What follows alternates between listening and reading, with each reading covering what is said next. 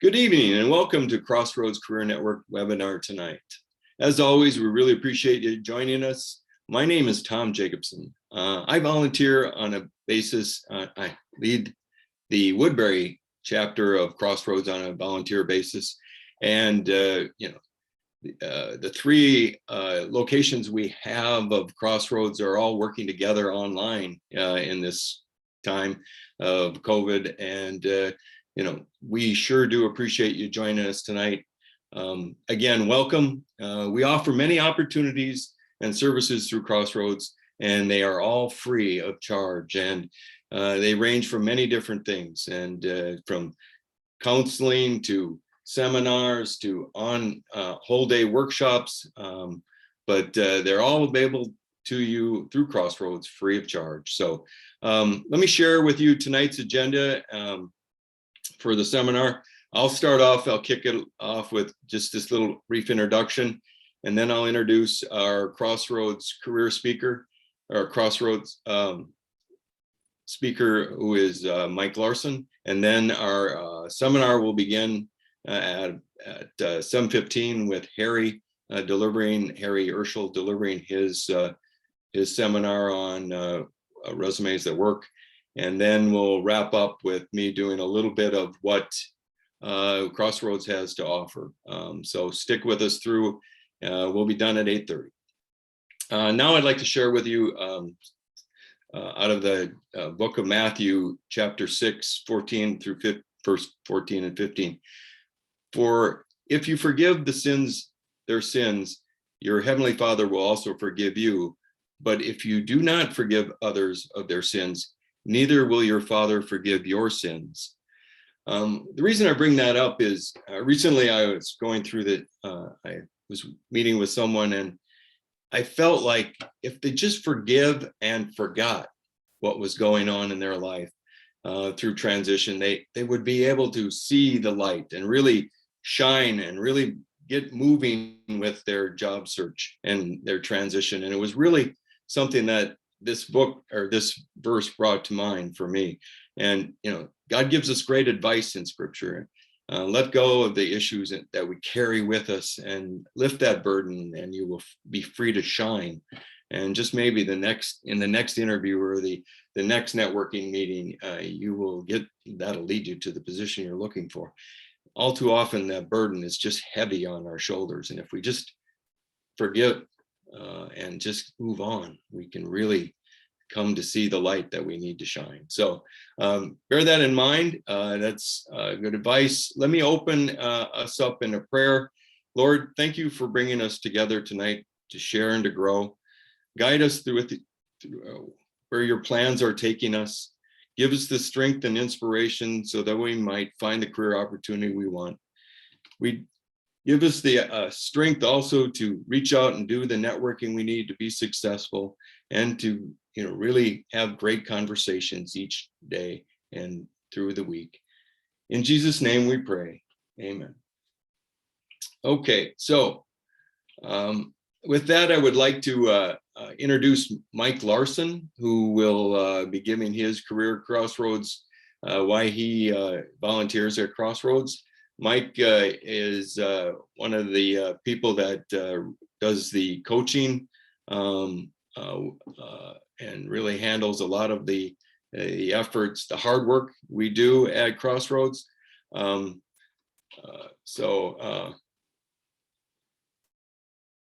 Mike, are you there? There's Mike.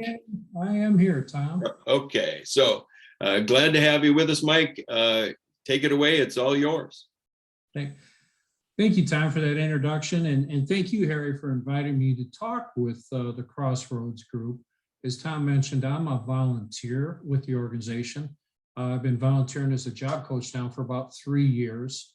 I also do some volunteering for Crossroads nationally, so it's kind of fun talking to individuals in the Carolinas or California or Georgia, what have you. And I've also in the past done some job coaching on a volunteer basis, some job coaching work at some other parishes in the Twin Cities area. I'm a retired HR guy.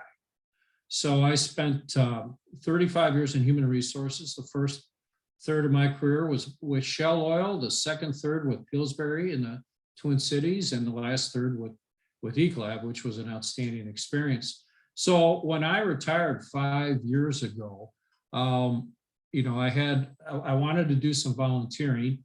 I knew I wanted to do something in the homelessness area. I wanted to do something in the hunger, but I also wanted to do something in sort of the job search, job coaching business. And I wanted to do that for a couple of reasons, because I found as a new retiree, I had some good volunteer experiences going on. A couple of them were like on nonprofit boards, which is a good experience, but I wanted to get something that was a little bit more meaty, a little bit more hands-on, and a little bit more impactful. Okay, something that I could see the results of my efforts, you know, on a little bit more direct basis. So when I started thinking about what I could do, I relied upon the fact I spent 35 years in human resources.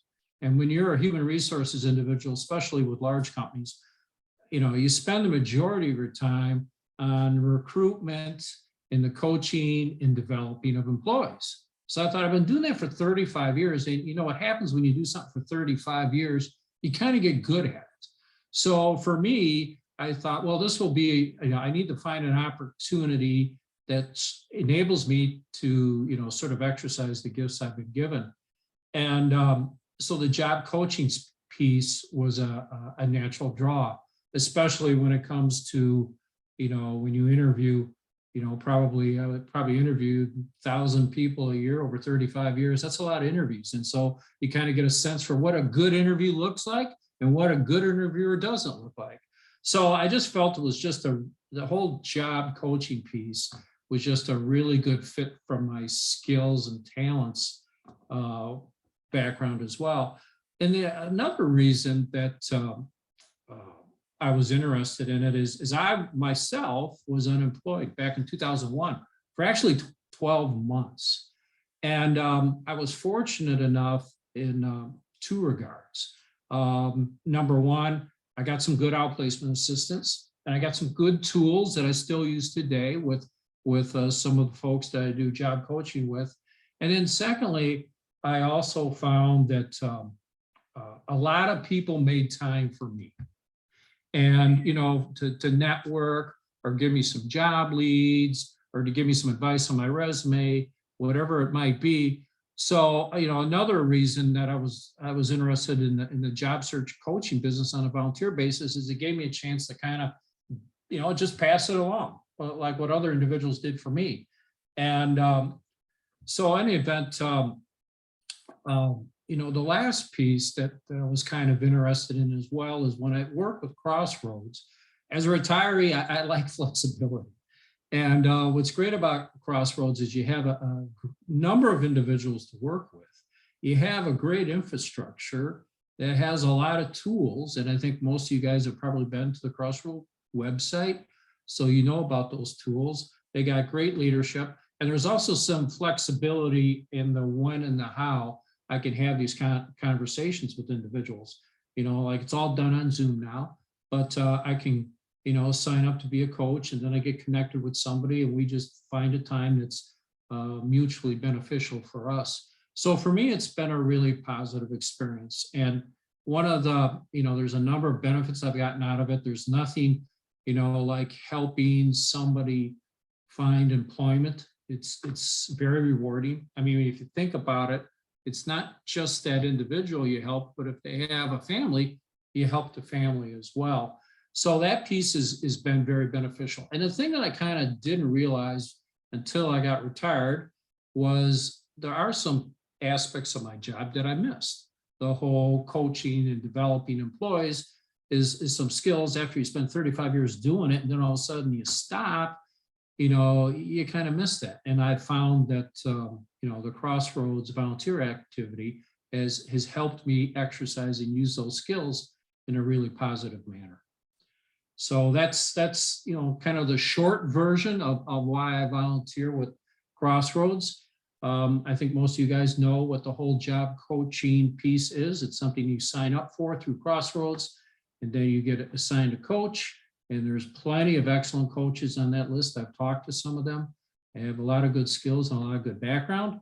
So if there's anything that I can do, or if any of them can help you with, we would be happy to help you assist in your job search.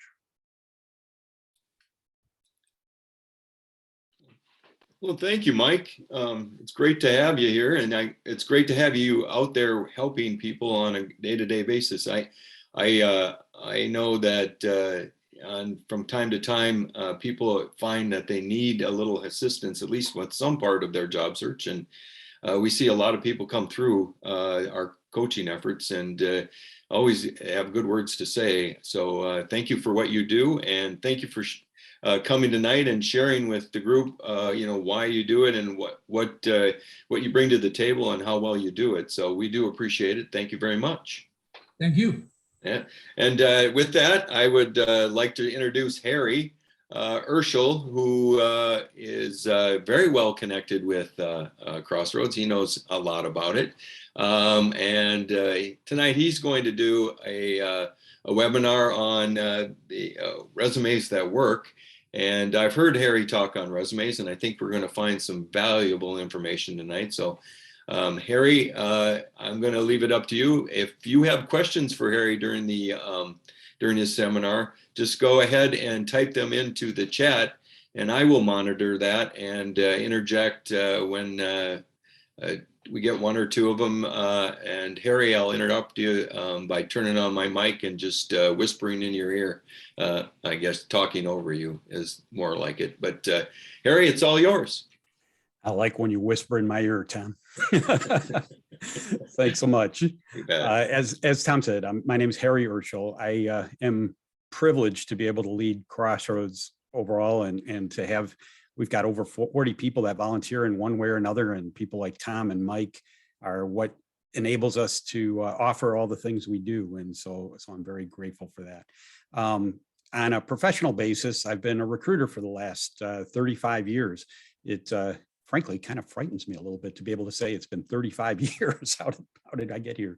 But currently I'm a partner in an retained executive search firm, and have worked primarily for recruiting firms my entire life. Had my own firm for 10 years, and for a period of time though too, I did some consulting with companies around the Twin Cities area, helping them improve their hiring processes and improving their ATS systems, and how doing some training of their recruiters and other things to help them improve their results in attracting the candidates that they want to get. And so it gave me a lot of insight in terms of, between recruiting myself and talking to employers all the time and working with some employers, gave me some insight in terms of how the process works and what is successful for candidates and what's not, and what is effective. And as you've probably already learned, is that there's a lot of stuff broken in the system, right? It's a very imperfect process in terms of how people get selected to be interviewed and how they get hired, because volume and all kinds of other reasons that make it difficult for organizations and make it difficult for candidates as a result. And so as we talk about resumes here, I want to give you some ideas about what can work for you and what can't. You know, you've probably already understood that or seen for yourself that if you show your resume to 10 people, you'll get 10 conflicting opinions about it, right? And so who do you believe and what's right?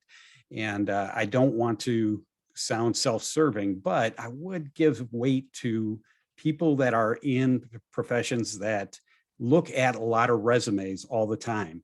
And sometimes you may think that's a hiring manager, but it's not unusual for a hiring manager at a company that maybe only hires 2 or 3 people a year at most, and they only get the final 4 or 5 resumes from an internal recruiter, that they're not seeing a broad spectrum of resumes out there to really get a good read on what's effective and what's good or what's not.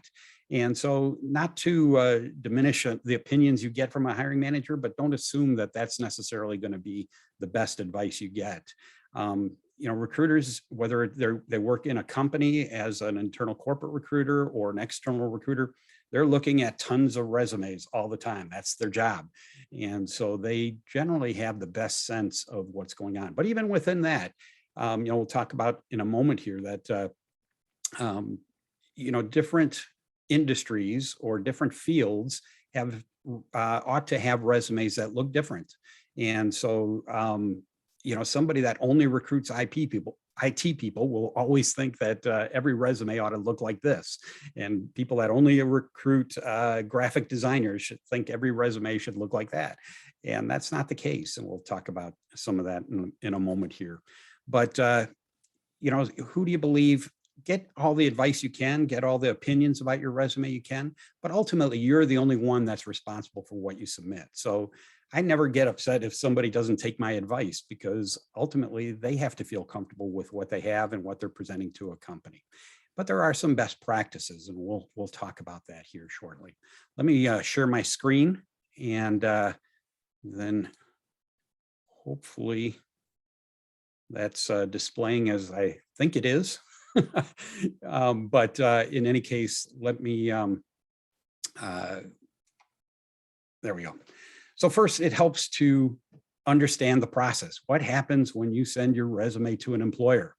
And, we would all love to think that we email a resume to somebody, or we apply on their applicant tracking system, on their ATS, and somebody looks at that resume. Human eyeballs are looking at that resume, reading it from top to bottom, and absorbing everything you've got on your resume and trying to figure out how can we use you in our organization. Unfortunately, that's not really how things work.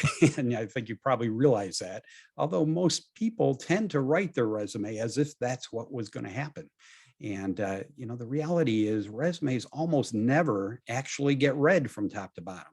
Even the hiring manager that is preparing for an interview is typically just scanning that resume up and down, looking for things that they know that they want to see in that resume, that they want somebody that comes from a company in a particular industry, or that they have experience with a certain kind of software, or they've had experience with a particular kind of process that they use in the organization. They have in their mind what they'd like to see. And so they're scanning up and down, trying to pick out bits out of the resume to see, does this person have that?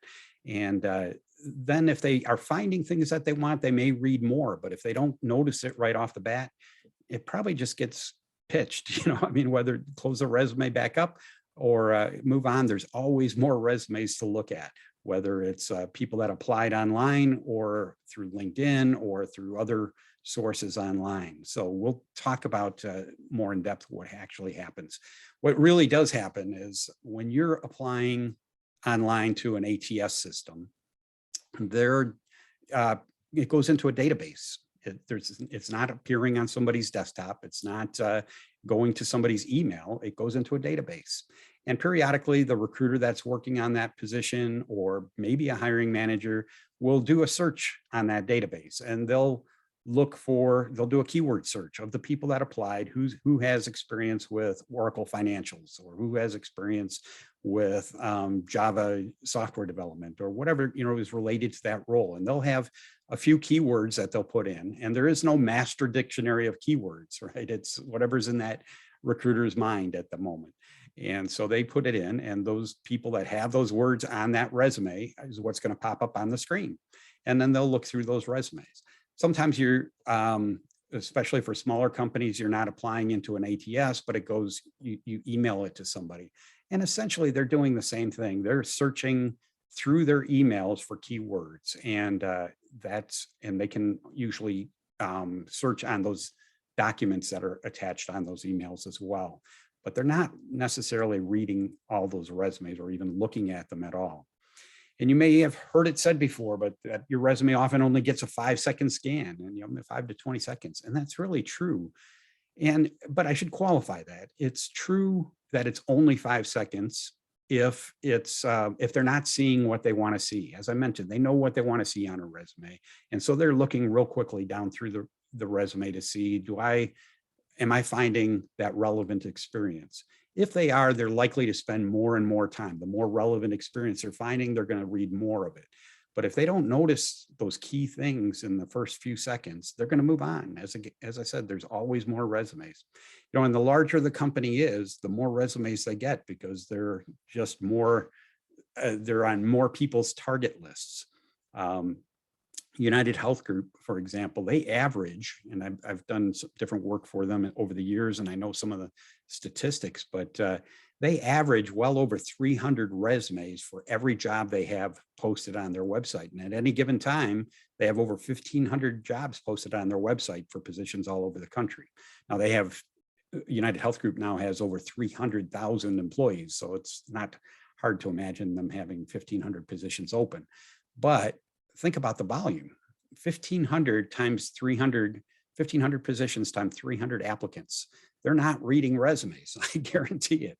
And so recruiters get very good at taking a quick look and figuring out, does this person have something that I want to find out more about, or do they have something related to this job?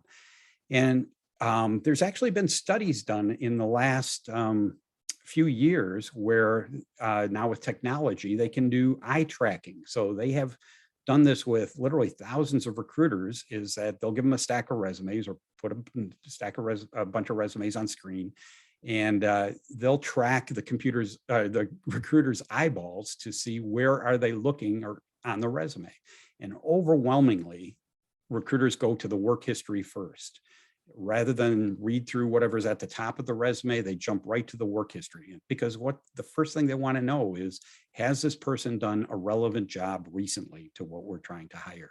And then if they see that is the case, then they'll keep reading and may skip around to other things. But typically they're first looking at work history and not reading whatever else you may have on there. And frankly, and this is the tough part to take, but they're looking for reasons to reject. United Health Group, they have 300 applicants for a job. So they need to narrow that down to maybe 10 that they're going to reach out to and have initial phone screens with. And so all the ones that they're looking at, is there any reason that I would kick this person out right off the bat? And that's what they're looking for. And then they end up they have a kind of their yes pile, their no pile. And then maybe if they run through the yeses and don't find anybody, they'll kind of take another look at the maybes again. But that's what really happens in the process. And I know that's not encouraging when you're looking for a job. You want them to think outside the box, but the reality is that is what happens, only because they need to get through large volumes of applicants. If they're at a small company and they might not be getting 300 applicants, but they can look at the applicants they have, and then they can go out to LinkedIn to look for more. They can go to Indeed and scan the resume database there, or monster.com, or a number of other places. There's never a shortage of resumes. There is a shortage of being able to find the people with the skill sets you really want. And that is difficult for most positions, but not a shortage of trying to find the right resumes. And, if there's 300 applicants, and out of that, probably there's going to be at least 3, 4, 5 or more people that do have very relevant experience for the job. And if you're applying for a position that you think you can do the job, but your resume doesn't really show it, or you're trying to switch careers, you got to think about it from the recruiter's perspective. I've got 5 people that have worked a very similar job in their last role and clearly have the experience for this. And then I've got somebody over here that, maybe can do the job, but that's not what their last job was. It's not relevant really for what we're trying to fit right now. And so they're not going to spend time on that. They're going to go for the ones that clearly are a fit. And so while we would like to think they would think outside the box, they don't have time to do that. And they don't, an internal recruiter at a company hurts their own reputation with that hiring manager if they're showing them people that are not clearly a fit. And so they will focus on what's the best fit. Now, when I say that, that doesn't mean you can't pursue those jobs. And it's usually, in most situations, not the most highly qualified person that lands a position, but the one that is the best all-around fit. They've got to have the relevant background for sure, and the experience that is necessary, but do they fit our culture? Are they do they have the attitude and the persistence that we'd want for this job? Do they fit with the rest of the team? All those things matter to an organization. And so, but the only way they know that about you is once you've talked to them. And so the networking process becomes critically important. I tell people all the time, I'm a big believer in having a good resume, but if you're doing a great job of networking, your resume really becomes secondary at that point, because all your resume does then is just confirm what you've been talking about with somebody. It's not the tool to open up doors for you. And so the networking process, even if you are a great fit for the job, is just critically important. But the more you understand what happens on the receiving end of your resume when you apply online, the better job you can do of crafting your resume to get through that process more effectively. And we'll touch on some things here. So keeping in mind what a resume can and can't do for you. It can possibly get you an initial screening, generate a phone call, maybe jump you to an interview right away. It can't tell the reader that you're the one that I want to hire. Nobody hires anybody based on just their resume alone. It just doesn't happen. It's that process gets figured out during the interview process. Too often, though, people write their resume to put everything possible in there for an organization to make a decision to hire them. And it becomes too dense and too weighty on the resume. And so the more you can write it in order to get that initial screening or phone call, the more successful you'll be. And we'll touch on how to do that. And there's great value in the process of working out how to word things on your resume, how to write it effectively, what to include and what not, because as you write your resume and figure all those things out, it also enables you to articulate those things better when you're networking and when you're interviewing and when you're having those conversations to be able to sell yourself for the position. And so I get that for some people, they're not wordsmiths, and typing a resume feels like you're bleeding through your fingers, because it's just such a hard process to figure out, how do I write this and how do I word it? But there's great value in going through that process, even though it is hard, because it just helps you then be able to state who you are as succinctly as possible, to figure out the most important things that people need to know about you and how to articulate it better. And so while I am not opposed to using resume writers, what often happens in that process is you're outsourcing it to somebody else. You're not intimately familiar with it, what's on your own resume, and so sometimes stumble when you get to questions about it. And it's not your own voice, it's somebody else's voice, and it's not, you haven't gone through the process to figure out how to articulate those things for yourself. And so I really encourage you to do that battle and figure out how to do it effectively for yourself. You'll benefit greatly in the long run. So what are they looking for? And as I mentioned earlier, the first thing most recruiters do is jump to the work history, because the first thing they need to know is, have you done work that's related to the job they're trying to fill right now? And so you may say all kinds of wonderful things about yourself in the top half of your resume, but if your work history doesn't reflect that, your resume is probably not going to be the tool that is going to open up those doors for you. So work history is relevant work history is what matters first. And then the specific skills. Do you have the right software experience or functional experience or process experience that they asked for in their job description? Those things are critically important to them. And even if it's not listed as a requirement, but they have 3 people that do have those specific skills and or experience and you don't, obviously those people are going to have that advantage in getting an interview in that process. And so figuring out what are those things that are necessary for the job or helpful in the job, and listing all the things that you have experience with to make sure you're connecting the dots to what they're looking for is critically important. Then they're looking at your education, and is it appropriate for the job and meets the requirements that they're looking for? And do you have the appropriate level of experience for the job? And by that, that can be on both ends of the spectrum. You know, it might be a job where they're looking for someone that's more senior, you know, 10 or more years experience. And if you've got 2 years, your experience probably doesn't rise to what they really are hoping for.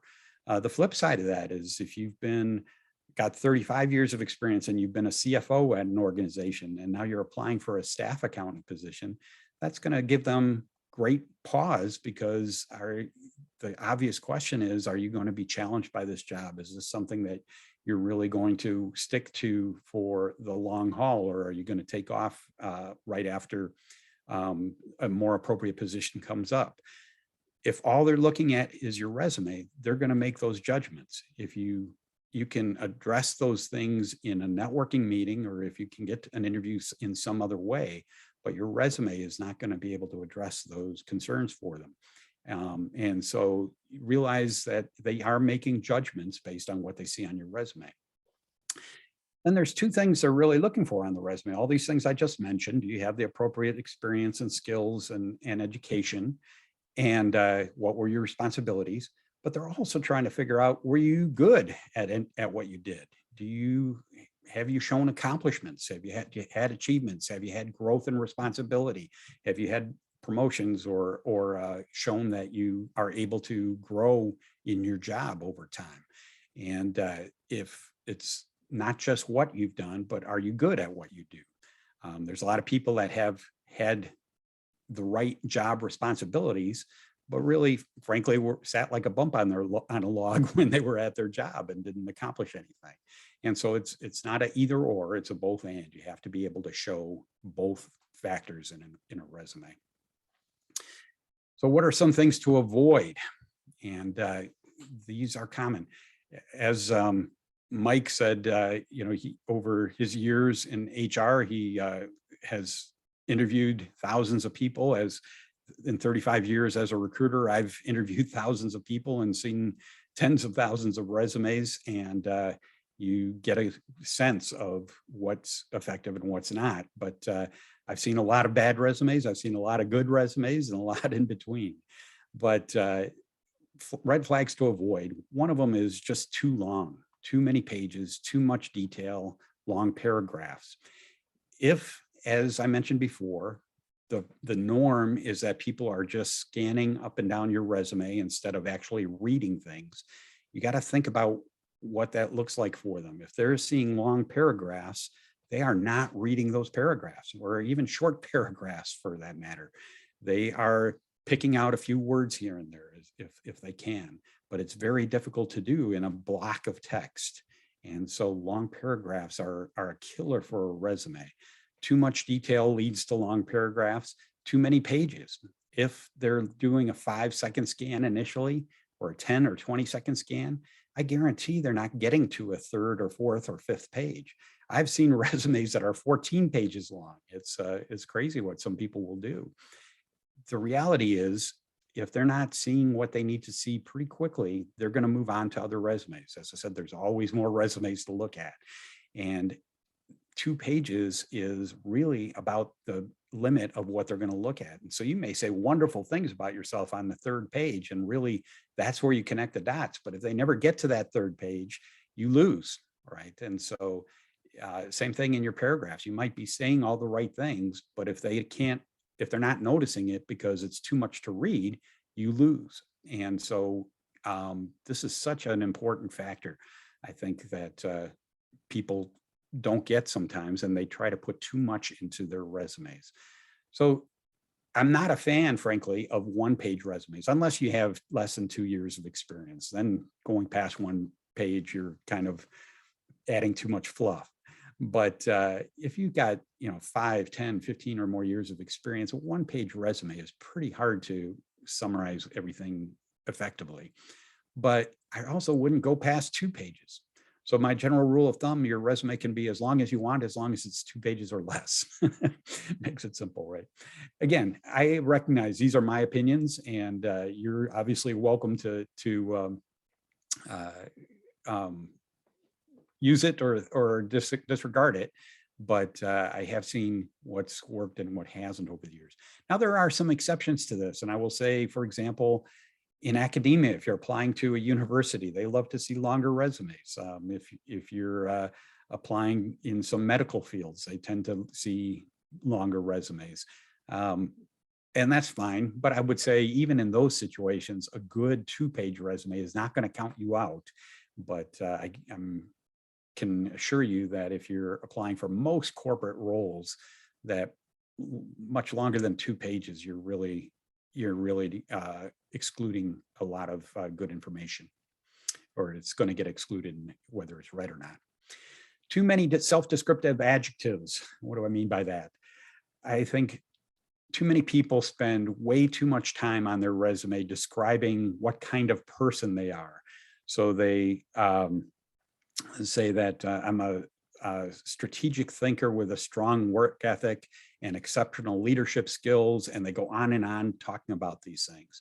It's not to say that you should never use self-descriptive words like that, but too much of that takes up a lot of space. And for most people, I think, well, that's fine. Anybody can say anything they want about themselves. Prove it. And so you can demonstrate those things through your experience on your resume and your achievements and accomplishments. But just stating them and spending taking a lot of space doing that is, it doesn't help you. And the fact is, and after seeing thousands of resumes, and I can attest to this strongly, is that people that have none of those traits will say they do on their resumes. It's just what people do. And so it doesn't set you apart. You know, you might be someone with good strategic thinking and strong work ethic and great leadership skills, but people that don't have those things say the same thing about themselves. So I would limit how much of that you put on there. People that just put their responsibilities on their resume without listing any successes or competence or achievements or anything are really not helping themselves in terms of showing that you are good at what you do. And so make sure that you're also including those things in there. As I mentioned, they want to find out what you've done and were you good at what you've done. And so those are the things you need to focus on. A purely functional format, and I assume most people understand you can have a chronological resume, which starts with your most recent position and then goes backwards from there throughout your career. Or you can have a purely functional format, which just shows the skills and experience you've had without necessarily listing them under every company. The catch with that is, there again, people that don't necessarily have those skills or experience sometimes will list those things in a functional format, and to kind of hide the fact that they don't actually have that experience, but think they can do it. That doesn't gain a lot of credibility. And usually when people have functional resumes, most recruiters will look at that as a red flag that's you're trying to hide something. It's okay to have somewhat of a functional format as long as you can connect the dots for them to show that you actually did these things at this job or that job, and that to show you actually have the experience rather than just stating you can do it. Sour grapes.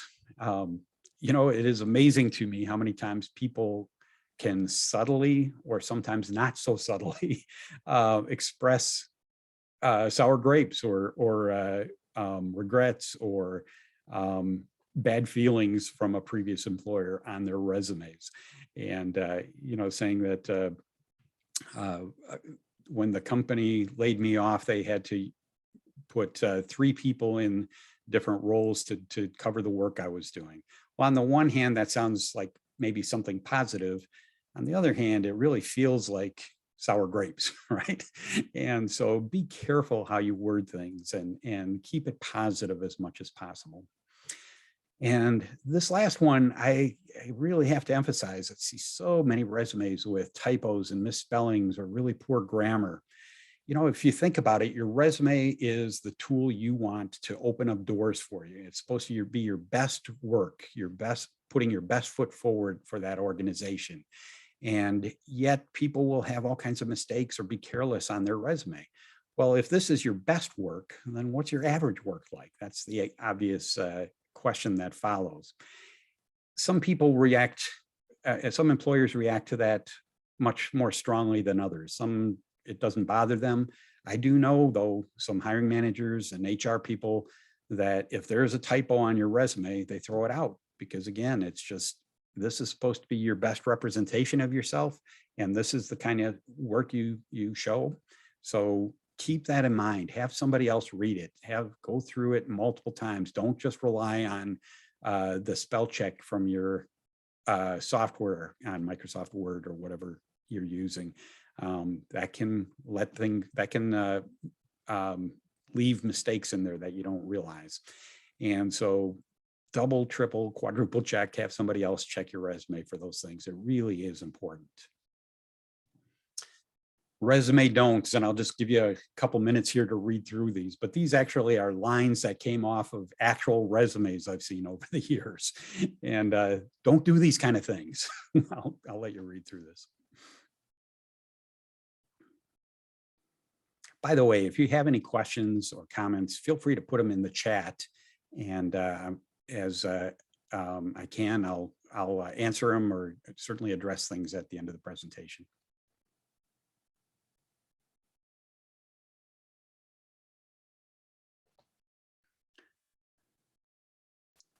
These are not resume do's, but resume don'ts. Don't do these things. And there's this and others. I'll tell you a quick funny story, and it wasn't on a resume. It was, and this was probably 20 years ago now. So it's quite not recent or anything, but I was doing a reference on somebody that we had interviewed for a position, and my client was thinking of potentially bring this person on. So we're checking references, and didn't realize that one of the references the person had given me was actually his mother. She had a different last name. She had gotten remarried, and didn't realize it was his mother. And I get on the phone with her. As soon as I figured that out, I was kind of trying to wrap up the call because we were really looking for references just from other employers that the person's worked for. And towards the end of the conversation, the mother actually says, "Boy, I hope he gets this job, then he'll finally stay out of trouble." Not the best reference, even his own mother. And so careful who you ask for references, and make sure you understand how they're going to talk about you in the process. But people will put foolish things on their resumes as well. So what is the best format? And I touched on this earlier, but there is no one best format for everyone. In a couple of minutes here, I'll show you a couple of examples, or an example of a resume and a good and a bad example of it. But, you know, I cringe sometimes at showing people resume examples because they see a format they like and they think, oh, that's what I want my resume to look like. Although that person's background is very different from this background. And so you have to figure out how to represent yourself best given your career. Somebody that's changed jobs every few years should have a very different resume than somebody that has been in the same company for 20 or 30 year. Somebody in IT should have a very different looking resume than somebody in sales. And that should be different than somebody that's a graphic artist or a web designer. Different industries, different fields, different career histories should focus resumes differently. And so there is no good one answer to what's the best format. There are some best practices, which we'll touch on, that I think are good for most resumes, but there are some things that you definitely want to avoid. You know, 10, 15, 20 years ago, everybody would tell you put an objective on your resume of what it is you're looking for. Usually those objectives were something along the lines of seeking a role in a dynamic company where I can continue to expand my career and develop my skills. Well, that's great, but it doesn't tell the employer anything about what you're going to be able to do for them. It tells them what you want, and that's what most people's objectives look like. These days, it's really considered having an objective on your resume really dates it. It's almost universally felt that, you know, an objective is kind of old school, out of date, and not appropriate anymore. Instead, we should have a heading and summary points, and I'll show you what I mean by that in the examples in a couple of minutes. Get some ideas from an internet search. In Google, let me show you here. I think if you Google accounting resumes and go to the images page for the search results, you'll see hundreds or thousands of accounting resumes. and start clicking through them and looking at them. And you'll be able to see, yeah, this one is really easy to read. I was able to get a lot of information very quickly on it. It's a nice format that is straightforward and easy to understand. Maybe take some ideas off there. If the more resumes you look at, you'll be able to see for yourself ones that work better than others. If you click on a resume and it's really hard to figure out what the person did exactly, you have to read a lot to really get a sense of what skills they have or what kind of experience they've had. There's a lot of paragraphs and a lot of text to read to be able to digest anything out of there. That's probably not a good example. And as I said, the more resumes you look at yourself, the better sense you'll have of what's effective and what's not. And resumes, frankly, aren't copyrighted material. If somebody did exactly the same thing you did and has very similar skill sets, and you like the way they worded something in their resume, you can use that as long as you're not hijacking their skills. If they say they've got experience with Oracle financials and you don't want to take their wording off of their resume, right? But get some good ideas of how people have worded resumes. Now, keeping in mind, just because a resume is online and you find it in a Google search doesn't mean it's a good resume, right? There's going to be the good, the bad, and the ugly. But as I said, the more resumes you read, the better sense you're going to get of what's effective and what's not. So get some good ideas from a Google search. Never get gimmicky. And this is less common today than it used to be. I mean, unfortunately, I'm old enough that I was working as a recruiter when all the resumes we got came in the mail through the U.S. Postal Service. And we got all kinds of things. I would get resumes on colored paper. I would get them perfumed. I got resumes when you unfold it, something pops out. I've had ones with glitter falling out. And, I know these people did it in order to get noticed and remembered. And I did notice and I do remember them, but not for positive things. And they generally did not get the job. And so don't get gimmicky. And as I said, since we don't mail paper resumes in anymore, it's less common, but sometimes people do some funky things on their resumes. Don't use a wingding font on your resume. So here's one example. So this was a resume that I would say 15 or 20 years ago would have been thought of as a good, strong resume. It has all your contact information at the top, your address, it has an objective, has a summary paragraph, it has the experience, and they broke things up into bullet points. And it was done in Times New Roman font. And 20 years ago, that's what you were told is applicant tracking systems had a hard time reading any kind of font other than Times New Roman, and so that's what you had to use. These days, that's just not true anymore. Applicant tracking systems have become much, much more sophisticated these days, and they can read any kind of font, except for wingdings. Don't use wingdings. But the font is not the issue anymore.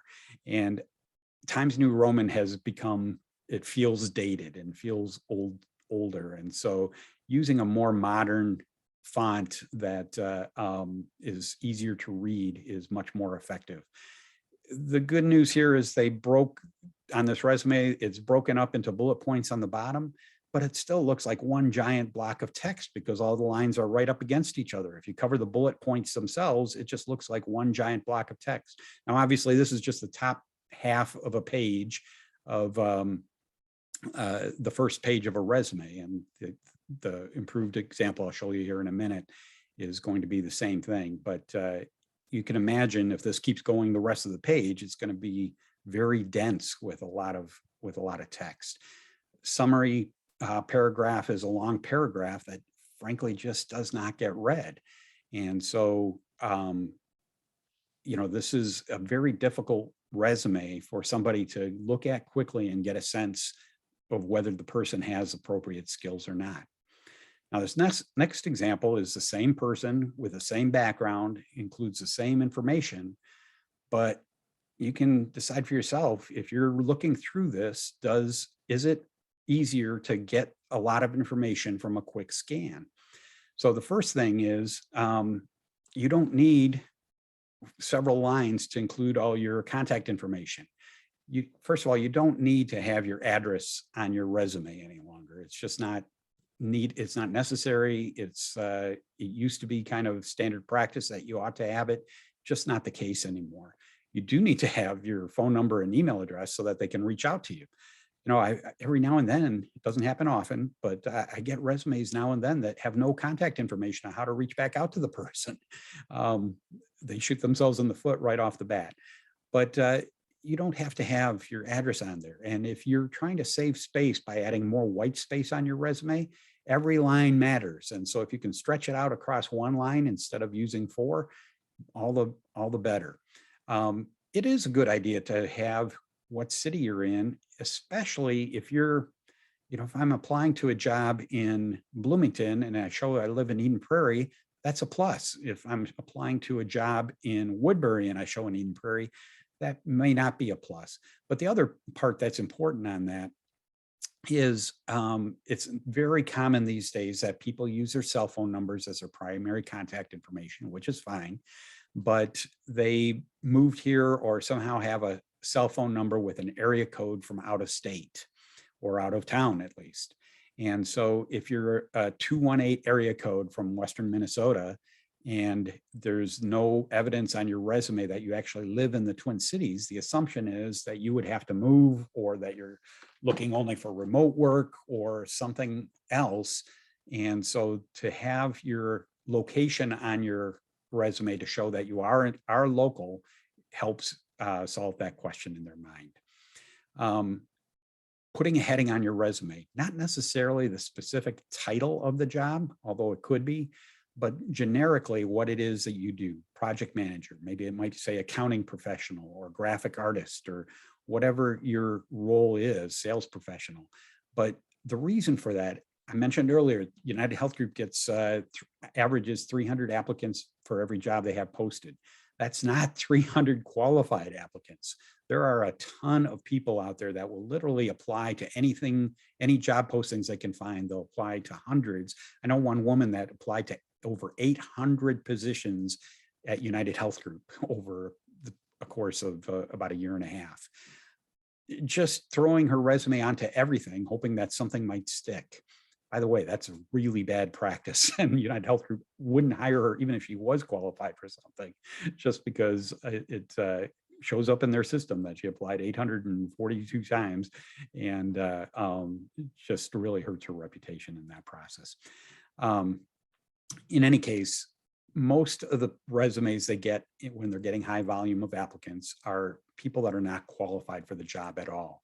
So if the heading can show them, hey, you're in the ballpark of what they're looking for, that gives them confidence to keep looking down the resume and find out more. So a heading like that, I think, is almost a necessity these days. You can certainly have a summary statement at the top, but really don't do more than 2 lines, because more than that just won't get read. Things you want to include up on top that might be a summary for them are things that are relevant for that job. So list things that, in a bullet point format like this, where it says experience includes, and put things that are relevant for what they're looking for in that position. Not necessarily everything, and not just using specifically their wording from their job description on there, although you do want to do that in parts of your resume. I'll describe that more in a moment. But just to show that you've got the relevant experience for the job they're trying to fill. And then go to your personal experience or professional experience. Now, I'll make a few more points on here, but there's an exception to all this that I would want to point out is if you've got more than 3 or 4 years of experience, I would generally move your education to the bottom of your resume. They'll want to see that you have the required education, but it doesn't need to be at the top. If you're entry level, just coming out of college, then your education ought to be at the top. But after a couple of years experience, that can move down. The exception is that if you've got a degree from an Ivy League school or some school that is exceptionally relevant for the job you're applying to, if you are applying for an engineering position and you went to, I went to Michigan Tech, specifically for if I were to apply for an engineering position, it's good to have that on top to show you went to a engineering school. If you have a Harvard MBA, that ought to be on the top of your resume throughout your career. That's always going to be a bell ringer and get more attention. And so you don't want to bury that at the bottom. But if you went to the U, or you went to Mankato, or some other state school, not to diminish the value of that education, but it doesn't ring bells like a Harvard MBA does. I think we can all agree on that, right? And so putting that at the bottom of your resume makes more sense at that point. The couple of things I want to point out on here yet too are that include white space between your bullet points. In the previous example, showed you the bullet points that were broken up by bullets, but they still all run together. And they may read the first 1 or 2 bullet points at most, but I guarantee they're not going to read the 5th or 6th bullet point you may have there. It's just too much dense text there for them to wade through that in a quick scan. And the length of the bullet points, having 3 or 4 or 5 lines for a bullet point is just too much to read for them to be able to determine if you're a fit or not in a quick scan. So putting some white space in between your bullet points increases the odds that they're actually going to notice what's in your 4th or 5th bullet point. Second thing that is, I think, a great way to emphasize the things that they need to know about you are bold-facing specific words within your bullet points of things that are relevant for that job. So if their requirements in their job description says need to have managed teams of 10 or more people and manage budgets of $500,000 or more and have experience with agile project methodologies, boldface those facts on your resume to show the relevant dots that need to be connected. As I mentioned from the beginning, the biggest thing as they're going through your resume is trying to connect the dots between what they need for the job, the requirements in the job description, and what your experience has been. And the quicker they can see those connections, the more likely they're going to spend more and more time on your resume, and it greatly increases the odds of you getting a call then to have an initial phone screen and potentially an interview. So emphasize those things that they need to know. So that also means that you can rearrange the bullet points. Don't just use a generic resume every time you send in a job application. Customize it specifically for that job. Where it's appropriate, use their terminology. They might refer to some skill or some tool that you have experience with, but they call it something different at their company than what you called it at your previous company. And so use their terminology so that they can see the connection as much as possible. The things that they list as most important on their requirements, put those at the top of your list of skills under the companies you've worked at. Change up the experience bullet points that you have at the top of your resume to match the things that they're looking for. One thing, let me back up a little bit too, to help you appreciate some of this a little bit more, is as a hiring manager decides to hire that they need to hire somebody for a position, typically their processes, and this isn't always the case, but most of the time, they're going to talk to the recruiter that is assigned to them, the internal corporate recruiter, and the recruiters, and they say, I need to hire an accountant, a staff accountant for my team. And the recruiter pulls out they have pre-made job descriptions that they've got for every position in the company. They pull that up on their screen and they send it to the hiring manager and they say, is this what you're looking for? And the hiring manager says, yes, but I also need to make sure this person has experience with Oracle financials, that they have experience with cost accounting in a manufacturing environment. Typically, not always, but typically that recruiter then will write the job description that they post out online with those things as the first couple of requirements on their job description. And so the first couple of requirements, or first 4 or 5 requirements in the job description, are more important than the ones that follow that. And so, you may say, I can't believe I didn't get a call. I had 7 out of 10 of their requirements on my resume. But if it was the last 7 and not the first 3, you're probably not as good of a fit as you thought you were for the job. And so those first few requirements are the things you really need to emphasize on your resume as you're applying for those positions. Other things on here, just as I mentioned, using a more modern looking or cleaner looking font, using boldface effectively and bigger size fonts where appropriate for heading, using lines to section off parts of your resume makes it more readable. As I mentioned, emphasizing those skill sets that they're looking for, keeping the bullet points relatively short, no more than 2 lines each. These are all things that really make for a much more effective resume to get a lot of information across in a shorter amount of time. Susan Whitcomb has written a few different books on job search. If you want to look her up on Amazon, you'll find a lot of great resources. But she's got one book on resumes that I do recommend highly. And one of the things she goes through there is ABCs of a good resume. And I think she just nails it on this, is accuracy, honest facts and responsibilities of your responsibilities and achievements. Embellishing your resume does not help because it'll probably get figured out in the interview process, and then you've lost credibility once they feel like you've kind of pulled one over on them. And so don't embellish your resume, keep it accurate. But you do want to make sure you give honest achievements and accomplishments on there so that they can see that what you've been able to do. Brevity. Short, substantive lines beat paragraphs every time. As I mentioned, long paragraphs are just not effective on a resume and usually hurts your ability to get good information across. And you don't have to give everything you've done in your last job. Give those key things that are important that they're looking for on their job description, maybe a little bit more, but you don't have to list everything. So figure out what's most important.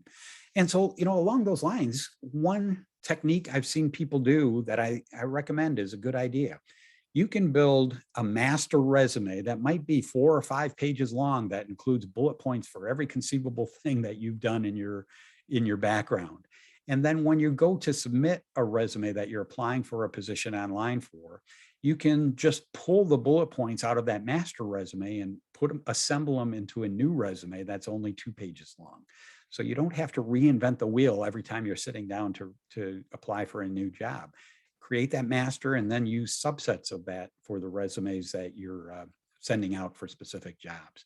So that can help a little bit in terms of not making it as much work every time you have to apply. The third part is, which I've been emphasizing throughout this, is clarity. Connect the dots between your experience and the job you're applying for. If they don't see the direct match from what you've done to what they need, then they're just going to move on. There's always more resumes to look at. So that's essentially it. I'm trying to think if there's other things that, one thing that's very related to this that I want to talk about here just briefly as well. And then Tom, I know there's a chat here. I'll let you read that to me here in a minute, and glad to address any other questions or comments you may have. So feel free to put those in the chat. But people often, when we talk about resume, people often ask about cover letters, and people are not often happy with the advice I give on this. And there are a couple of exceptions, which I'll touch on, but I would say don't spend time on a cover letter. People spend so much energy and blood, sweat, and tears trying to craft a perfect cover letter to submit to an organization. And unfortunately, they just do not get read at all. I ask recruiters at companies all the time that I've interacted with is, do you ever read cover letters? And almost 100% of the time, the answer is no. And it's primarily because they have so much on their plate. If you're at United Health Group, the average recruiter there has anywhere from 15 to 40 requisitions on their desk that they're trying to fill at any one time. And if you think about that, say they have 30 jobs they're trying to fill. Each of those jobs at United Health Group gets on average 300 applicants each. Do the math. It's unbelievable the volume of work that they have to go through, and they just don't have time to look at cover letters at all. So you might say, wonderful things about yourself in the cover letter, or you may try to connect the dots on the cover letter as to why you're a fit for the job and it's not apparent on your resume.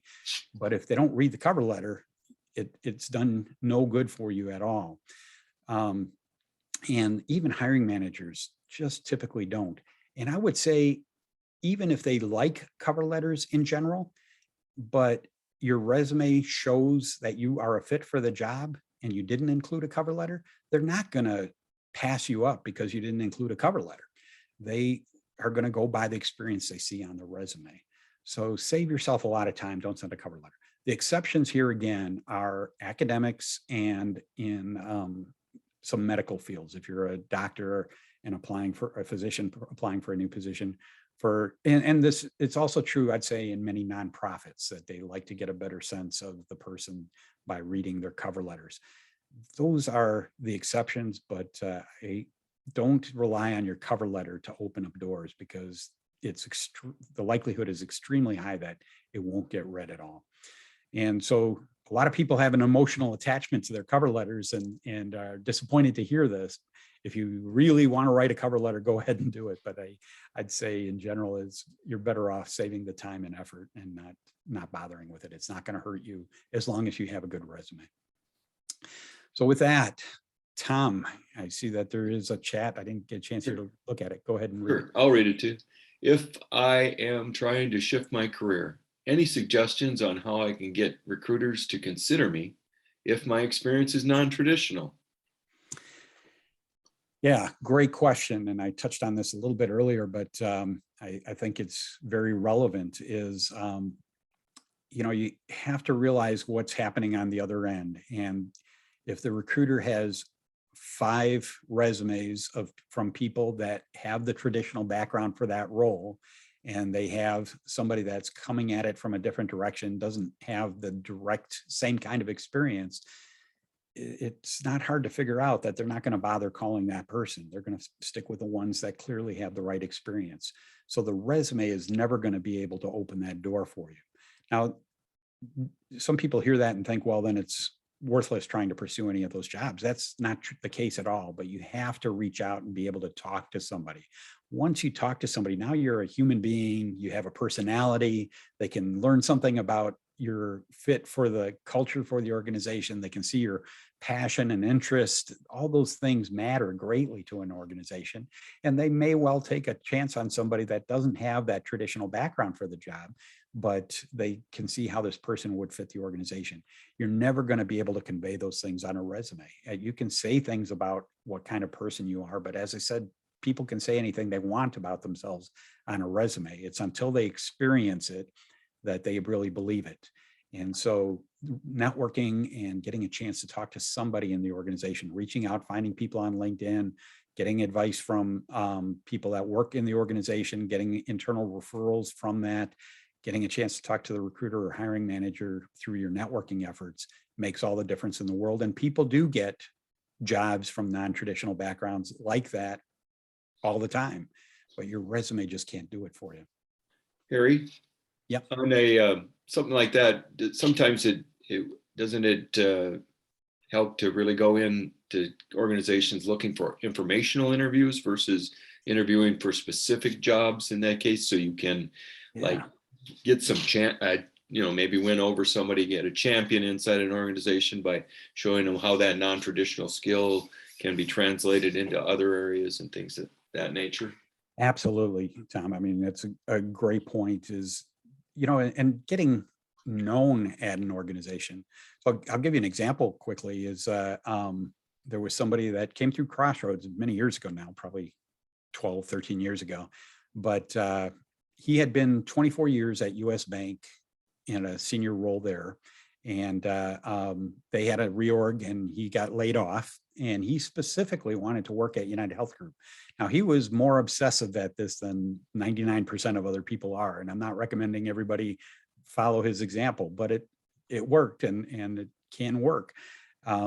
Within a month, he met with 45 people at United Health Group across the organization. Anybody that would talk with him, he met him for a cup of coffee. He'd go into their office. He'd find any way he can talk to as many people as he could, and he got known. And about a month into it, he got a call one day from a senior vice president that says, I was talking to my team this morning about adding a new role in our group, and 3 different people mentioned your name and thought well of you. Why don't you come in? Let's talk. And as it turned out, he wasn't a great fit for that specific role, but they created a position for him specifically. And so it was even a better situation. Now, granted, you can do all that and still not land a job at that company. But if you're doing that kind of thing, not necessarily 45 people in 30 days, like I said, he was pretty obsessive about it. But if you're talking to a lot of people, each person you talk to, you can learn things about the organization, about what they would recommend, how to get noticed. You learn things about their culture. You learn things about how things get done. And you asking a lot of questions so that when you do get to somebody that might have the job for you, you know a lot about the organization. You can talk to about their culture. You can talk about how your experience relates to the things that they're trying to accomplish. And so it gives you much more ammunition to be successful when you do finally get to the right person. But having multiple companies that you're targeting and talking to as many people as you can in those organizations, that's how you can make a non-traditional switch into a new organization. One approach that a lot of people talk about with resumes, as it relates to tying it up with your interview, how you're going to prepare, maybe where you use your star stories to create the bullets for your resume that really show the action results that you were able to do, maybe so that when you are talking about the situation, the task, and the action result, the star type story, when you're interviewing, it ties right to your resume, and that vice versa, so that you are in lockstep there. One of the things you indicated during your presentation was if those two don't match, sometimes it sheds light on your credibility. I agree. Being able to talk through situations from your career that are similar to what you would experience at this job, and talk about how you've walked through that or accomplished some goals or made a difference for that organization, can make a huge difference both on your resume and in those networking conversations you have. Okay, looking for more questions, and right now I think we have a little lull in them. Okay, well, go ahead. Oh, I was going to say, if you have questions, write them down. We'll read them. But another question I hear a lot. A lot of people will overcraft each resume and then not know which resume they sent in for a specific job or some that nature. Do you have a system there where you can light people on how to make sure they track that, or make sure they stay in lockstep with their resumes? Yeah, I think probably the simplest form, except that you want to make sure that you separate what you are sending and what you are keeping, but change the file name to say, I applied to Ecolab and on 9/15, that's the file name, Ecolab 9/15, and that's what you keep in your folder on your PC. However, you don't want to send that file name to when you're applying to the job. So, which by the way is two other things that are related to that. One is the file name of your resume really ought to just be your name. So Harry Urschel, or you might say Harry Urschel resume, but make it very simple, very direct, so that they're not seeing code you have for your file name and it doesn't make any sense to them. If you're sending a resume to Ecolab and it says Ecolab 9/15, they don't know whose resume that is, right? And it's by looking at the file name. So make it simple for what you send to them. The other part of this is something to keep in mind, your email address. I think sometimes people have had an email address for a long time and they don't think about it anymore. But it creates an impression in people's minds. If you are still using an AOL email address, it dates you, right? And it creates questions, especially if you're in IT and sending an AOL email address, are you really current at all? And what does that say about you? People make judgments, maybe not fairly, but they do make judgments. And so keep it as positive. You can't go wrong with a Gmail account. You can't go wrong with an Outlook.com account. Yahoo is starting to get a little bit long in the tooth, but be conscious of that. The other thing is, what's the first part of your email? It should be your name. And, I get with Google, it's hard, a Gmail account, it's hard to get, especially if you're a common name, Bill Smith, it's going to be pretty hard to get billsmith.com or bill.smith.com. But don't make it Bill Smith 2295 or something, that means nothing. Figure out some distinction that still seems intentional on your email address. But I see people that have email addresses of machoman@gmail.com or, or hunk of love or something like that. Not the best impression when you're applying to a job. So, you might not even notice it anymore because it's been your email address for the last 15 years, but be conscious of what you're sending out to employers. Right. Go ahead. With that, go ahead. No, you go ahead. Well, I was just going to say, if we don't have any other questions, I'll give you time back. I think we're at 8:15 as it is anyway, but okay. Here is something that popped up. Our resumes first scanned electronically are only those matching keywords, the ones that recruiters scan. Yeah, when you're applying to a online system at a company, your resume is going into a database. And then the recruiter, through their ATS system, has the ability to do a keyword search. And those words that they put in, those are only the resumes that have those words are going to come up on for them to look at. And so so here's an example of, where it can go poorly for you is, and this is a very basic example. And I will say there are some newer ATS systems that have some artificial intelligence that can make these connections, but not many of them can do this yet. But say you're applying for a job as an accounting supervisor at a large company, but you worked as an accounting manager in a smaller company. Your job responsibilities were exactly the same. It's just your title was accounting manager versus accounting supervisor. Hypothetically, that recruiter might put in for a keyword search, accounting supervisor. Your resume doesn't say supervisor, so your resume never comes up for them to look at all. And you miss out on a perfectly good position that you're qualified for, but you didn't match their wording. And so in a situation like that, where you see that the title is different, I would put what your title was on your resume. You're listing your dates and your company and your title, and then put in parentheses accounting supervisor to match their title, so it's on your resume and they can connect the dots. Now that's a very basic example, but those kind of things happen all the time where qualified people never get seen by the recruiter because they didn't happen to match those keywords. Right. No, it's very true. I'll let you go to finish up here, Tom. Thanks for the time. I hope it was helpful. Well, thank you, Harry. It was very informative. I appreciate that. And you do a great job of resumes. I've heard that before. So definitely I learned something new each time. So thank you. What I'd like to share now is what we do at what the things that are available at Crossroads for you free of charge.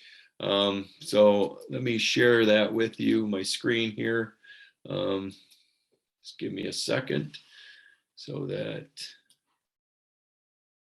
I can do that. And first thing that you will receive soon is the book, How Long, Lord, How Long? It's a devotional book that will be coming out to you because you registered for this seminar.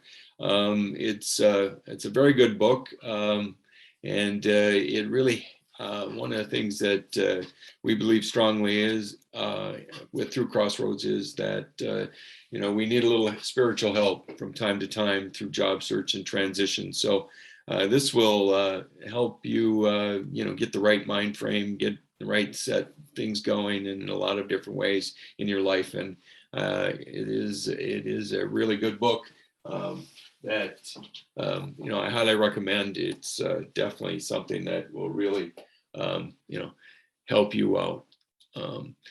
If you're not acquainted, I don't know how you wouldn't be if you're already signed up for the webinar, but our website has many things on it at www.mncrossroads.com.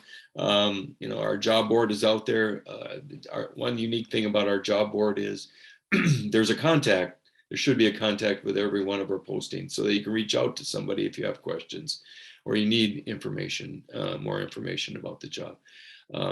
There's the ability to get help through coaching, like Mike was talking about in his Crossroads volunteer story tonight.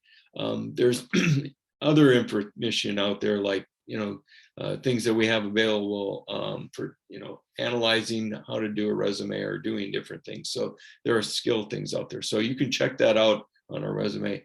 It's a great resource, and you can reach out for help if you need it. Let's see. Weekly opportunities. One of the things we talked about at length is how do I augment my resume? How do I get in? How do I open doors? And networking is the big way to open doors. And networking with Grace is something that is offered on a weekly basis every Thursday morning. And you can sign up online through the website. And it's run by the two Wes's, Wes Tang and Wes Roper, and they are experts at networking, and they will walk you through the process of how to get set up and really work, with lots of different leads and opportunities, and to do networking in a very effective way. And you won't regret signing up for a networking with Grace, because it'll open a few doors for you, I guarantee it. And it'll show you a process that you can repeat time and time again. One-on-one coaching. This is what Mike was alluding to, and really it's available anytime, and all you have to do is sign up online, and you will get matched up with someone, and you'll have a great meeting and hopefully get the help you need. A lot of us need a little extra help occasionally, and you can get that through our transitional prayer support team. You can sign up online if you need a little extra oomph going into an interview, or you could use a little help in getting over a hump, or if you're just down because you got 5 rejections in a row, or you got a rejection for the perfect opportunity for you, and you need a little help getting over the hump. Our prayer support team there is good at what they do, and they're willing to help you in that way. And many will feel that the power of prayer, even though they aren't hearing the prayer. So definitely check that out. Our online classes are where we really get into digging into resumes and how to do different things, how to get ready for a resume.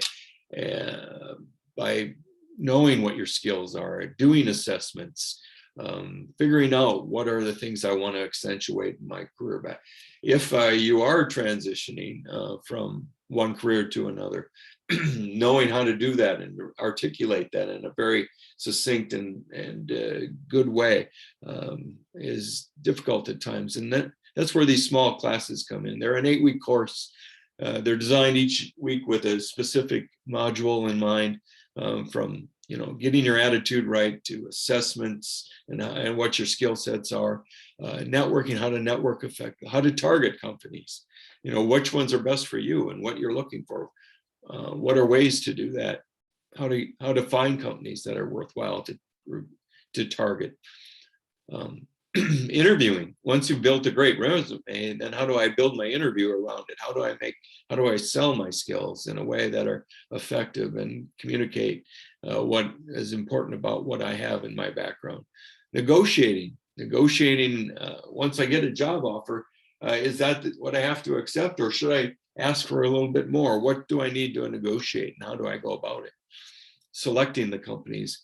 Many times we want to take a job, but is it the right job for us? Learning how to evaluate that and make sure that it's a correct fit, and selecting the right ones are important. A lot of what happens are the group dynamics in classes. We have accountability, people are helping each other, encouragement, you got moral support. All those things are available through these groups and the ties. And one of the things about our small groups is, and the best thing that I've seen come out of them, is the fact that most people really get to around people that they like, doing the same things, that it really helped them do the things in transition that are they need to do to be successful. And it really is a dynamic that works well for many of our attendees. So and also, in a lot of what we do, we explore what God's perspective in your job search is, so that you do choose the right job for you. New classes are always beginning each month. We have one starting next month. So, and check it out on the website, get signed up. I really believe that this is the best thing that we offer through Crossroads is these small groups. We have some great instructors. The people that attend really get a lot out of it. And they really, I mean, I have lifelong friends from the small groups that I've been a part of and have led. So I really do believe in these small groups. So check them out online.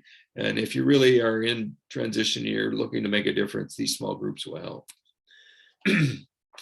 Our LinkedIn site is available by typing in MN Crossroads Career Network in the search bar.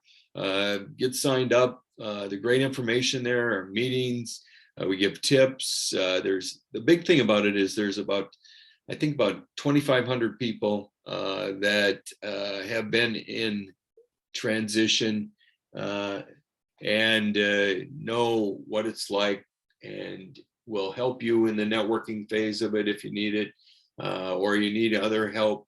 While you're searching through it, you can find people that are alike in mindset or experience or things of that nature that can help you. So check out our LinkedIn group. It's really an asset, and it can be helpful to you.